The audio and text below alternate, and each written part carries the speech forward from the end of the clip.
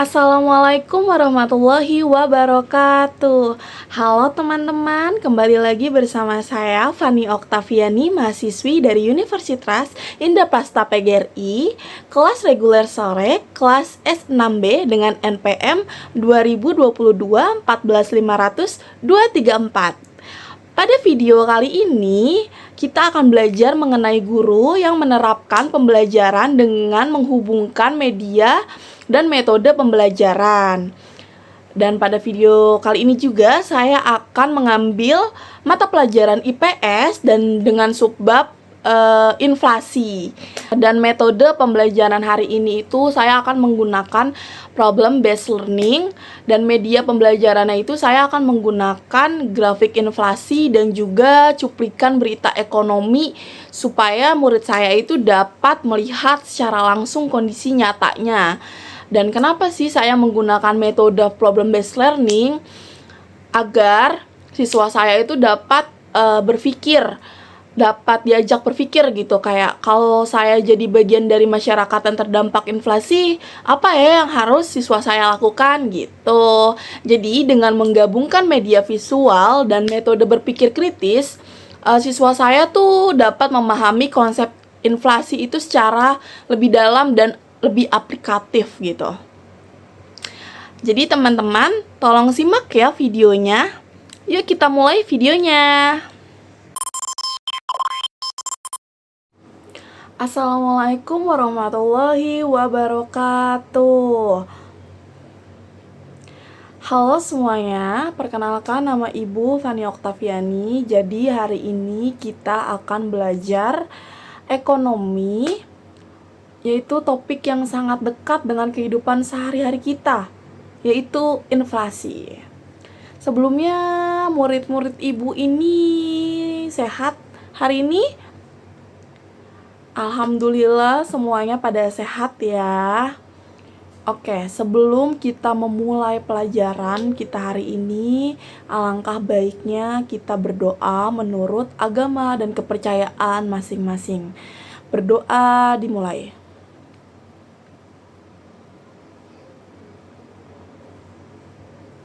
Berdoa selesai. Oke, baik anak-anak, seperti yang Ibu jelaskan sebelumnya, kita akan belajar tentang inflasi ya. Inflasi itu kan topik yang sangat amat dekat ya dengan kehidupan kita sehari-hari gitu. Tapi sebelum belajar, kita pastinya akan ice breaking terlebih dahulu ya, karena pelajaran sebelumnya kalian sudah belajar kan? Kalian udah belajar dari pagi sampai sekarang, udah menunjukkan pukul 1 siang. Terus abis ini kalian akan belajar tentang inflasi. Nanti kalian pada bosen, kalian pada lesu gitu kan. Apalagi abis makan, istirahat kan, jam istirahat. Jadi ada baiknya kita ice breaking terlebih dahulu ya anak-anak. Oke, semuanya tepuk semangat. Semangat.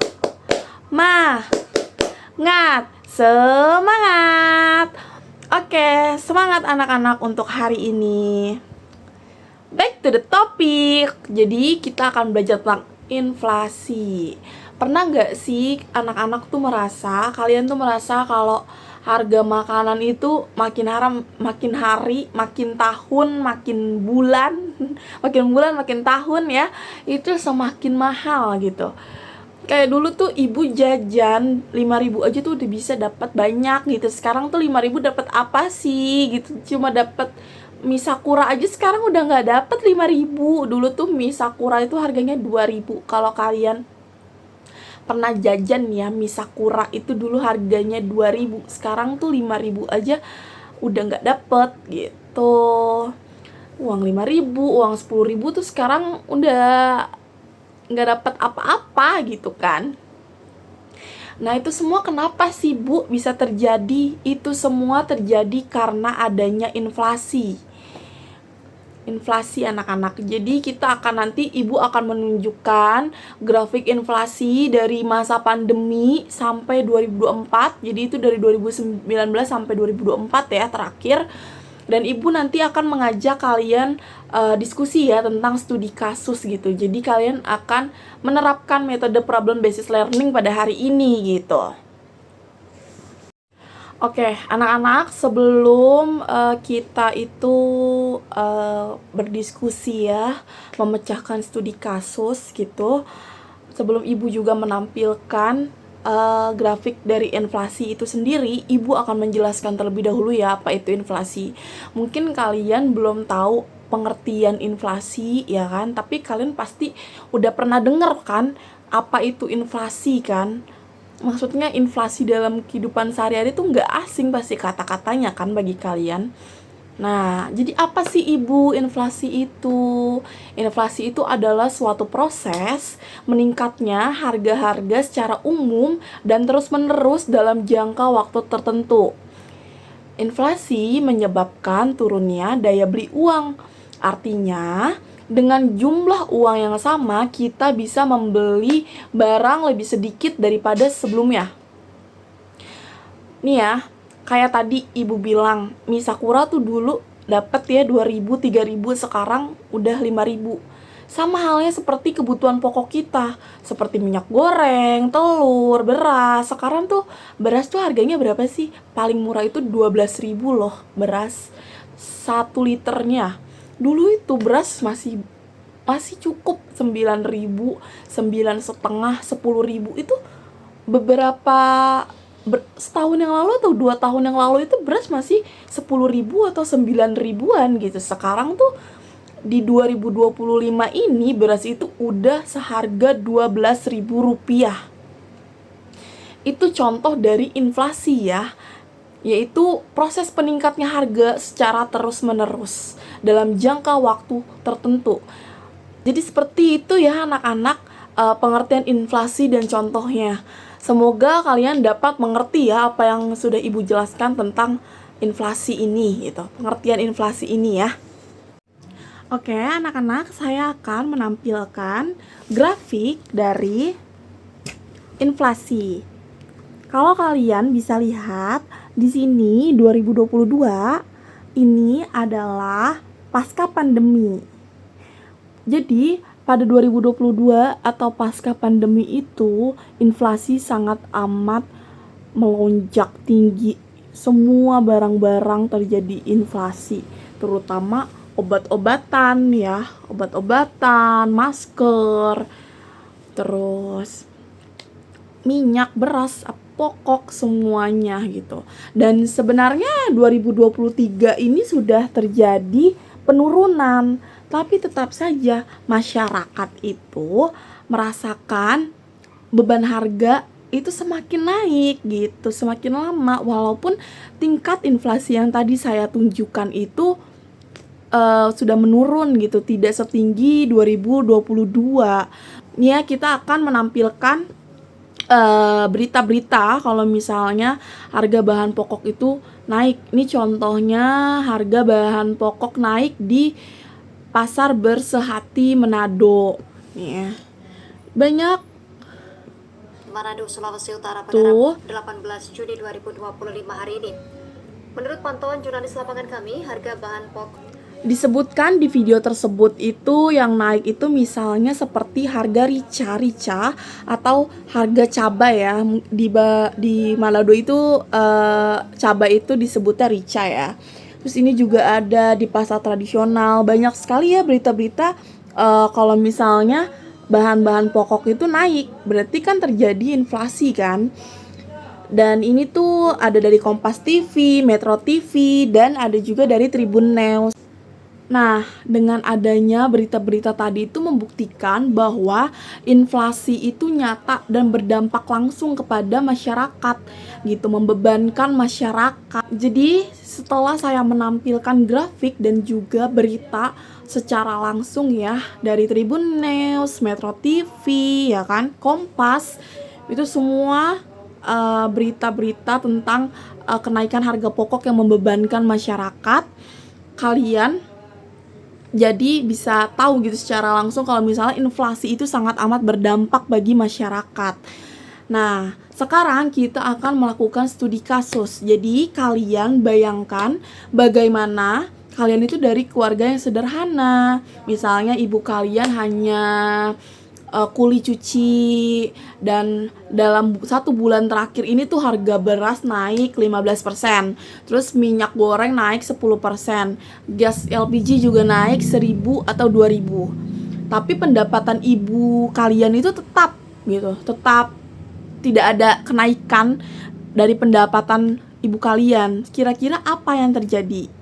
Terus apa sih dampaknya terhadap daya beli keluarga kalian, dan apa strategi yang bisa dilakukan keluarga kalian? Silakan anak-anak untuk berpikir, dan silakan kalian bertukar pendapat dengan ibu. Oke anak-anak, ibu mendapatkan jawaban dari Siska, yang dimana Siska itu ibunya adalah seorang penjual nasi uduk, dan Siska menjawab pertanyaan ibu, apa dampaknya terhadap daya beli keluarga dia, yaitu daya belinya jadi menurun gitu kan, karena adanya kenaikan harga pokok gitu. Dan apa sih strategi yang dilakukan ibunya Siska untuk menghadapi inflasi tersebut gitu? Yang bisa dilakukan ibunya Siska tuh apa sih? Dan ternyata ibunya Siska itu memilih untuk mengurangi porsi dari nasi uduknya. Harganya sih tetap, tapi porsinya dikurangi gitu. Jadi itulah ya anak-anak dampak nyata dari inflasi terhadap rumah tangga ya, apalagi yang terjadi contohnya kepada Siska dan ibunya gitu. Beruntungnya ibunya Siska memiliki strategi untuk menghadapi inflasi tersebut ya anak-anak. Oke, ada yang ingin bertanya? Ya silakan Andi, mau bertanya apa? Oke Bu, kalau inflasi selalu naik, kenapa tidak dicetak saja lebih banyak uang? Itu adalah pertanyaan yang klasik, tapi penting buat dijawab. Kalau uang dicetak terlalu banyak anak-anak, nilai uang itu akan jatuh. Jadi kalau uang dicetak lebih banyak, itu malah nilai uangnya itu akan jatuh. Dan ini akan menyebabkan hiperinflasi. Seperti yang terjadi di Venezuela. Kalau kalian tahu Venezuela itu negara, itu dia terjadi hiperinflasi gitu di negaranya. Dan apa Bu yang terjadi jika terjadi hiperinflasi? Nah, jadi justru malah inflasi itu semakin tidak terkendali. Jadi kondisi ketika harga-harga naik begitu cepat dan nilai uang menurun drastis, itu di luar kendali, dan itu terjadi di Venezuela atau negara Venezuela gitu. Makanya kenapa Indonesia menghindari itu, jadi tidak mencetak uang terlalu banyak. Karena seperti yang ibu sebutkan tadi anak-anak, apa penyebab inflasi itu termasuk uang yang dicetak terlalu banyak gitu. Makanya kenapa Indonesia tidak mencetak uang terlalu banyak agar tidak terjadinya hiperinflasi. Lalu siapa Bu yang bisa mengendalikan inflasi? Siapa kira-kira yang bisa mengendalikan inflasi? Udah pasti pemerintah. Pemerintah lewat apa Bu? Lewat Bank Indonesia. Caranya gimana Bu? Mengatur jumlah uang yang beredar, menetapkan suku bunga, terus memberikan subsidi kepada masyarakat jika perlu. Gitu caranya pemerintah menangani inflasi. Seperti yang kalian ketahui, kita itu menerima bantuan sosial atau subsidi dari pemerintah itu pada zaman pasca pandemi atau pada zaman pandemi itu. Ibu ingat banget itu pemerintah rajin sekali memberikan subsidi. Itu adalah cara pemerintah mengurangi inflasi atau mengendalikan inflasi pada masa pandemi itu gitu. Karena kan kalian tahu sendiri pada masa pandemi itu inflasi sangat amat melonjak tinggi gitu. Jadi caranya pemerintah lewat Bank Indonesia itu memberikan subsidi kepada masyarakat untuk mengendalikan inflasi. Oke, jadi Inflasi itu adalah kenaikan harga barang secara umum.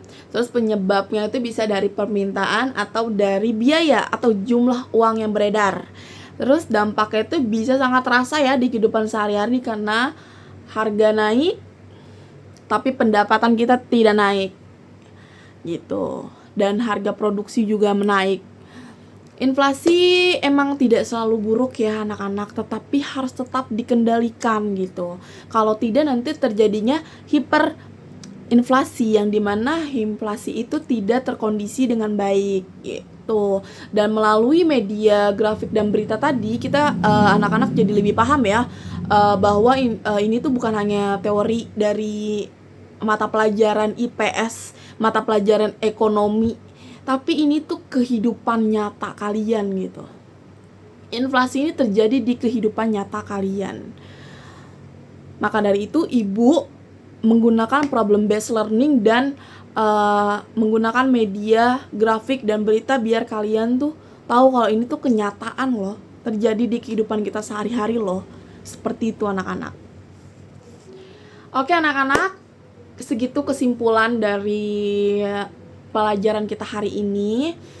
Semoga kalian dapat memahami apa yang ibu jelaskan hari ini dan semoga kalian bisa belajar secara nyata menggunakan problem based learning tadi ya.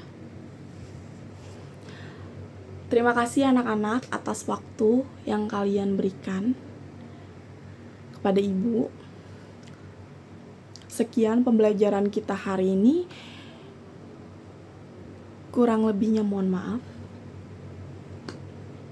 Assalamualaikum warahmatullahi wabarakatuh. Tetap semangat ya anak-anak. Jangan pernah menyerah kalau misalnya kalian gagal. Teruslah mencoba menjadi yang terbaik. Terima kasih. Halo teman-teman. Jadi sekilas video pembelajaran kita hari ini. Kurang lebihnya mohon maaf ya teman-teman. Semoga kalian suka. Jangan lupa suka dan komen ya teman-teman. Dadah. Sampai berjumpa di video selanjutnya. Dadah.